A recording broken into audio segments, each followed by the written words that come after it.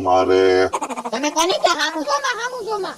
હું તને થોડો ગાઉં હું તો ગીત ગાઉં છું ત્યાં અમાર ઘર આગળ આવીને ગીત નહીં ગાવાના એટલે મારું મોઢું છે હું તો ગીત ગાવત છે ને હા તો અમાર ઘરે આવીને ગીત નહીં ગાવાનું તમારા ઘરે જઈને ગાવ જાવ પણ તારે ગીત નો સાંભળવા હોય તો કાનમાં આંગળીઓ નાખી દે ને હું કાનમાં આંગળીઓ નાખું એમ કરતા તમે જ ગીત બેન કરજો ને હું ગીત તો ગવાશે જ તે. અને તારે ને મારે શું વાંધો છે તે રોજ મારી હારે વાત તો આપણે બે પાડોશી કહેવાય ભાઈબંધ કહેવાય આપણે હું કાંઈ ના તમારા ભાઈબંધ થવાનો તમે મને કોઈ દી ભાગ ખવડાવો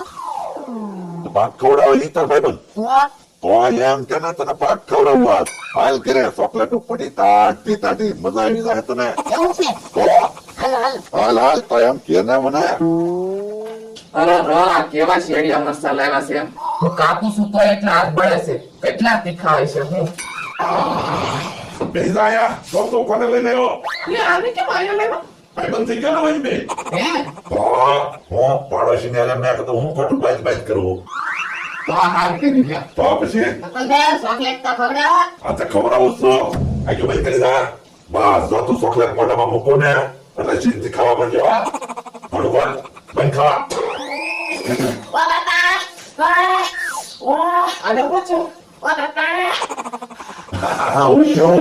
તીખું લાગ્યું નાનું કોણ અરે ના મરચું ખવડાવી દેવું વાહ પાણી લાવો હા